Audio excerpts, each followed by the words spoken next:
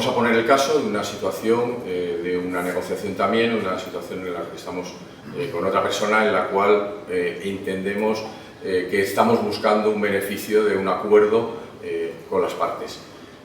Cuando estamos interactuando con ella, esa persona se coge las manos de la siguiente manera, de esta manera. Sin embargo, seguimos hablando con ella y vemos que lo que hace es cogerse las manos de esta manera. Bien, esos dos gestos nos van a transmitir información. Uno de ellos, el primero, nos va a transmitir que en ese momento esa persona está con una ligera reserva y, sin embargo, el segundo gesto nos transmite que esa persona está buscando un proceso de acuerdo con nosotros y realmente sí que está interaccionando de una manera positivamente con nosotros.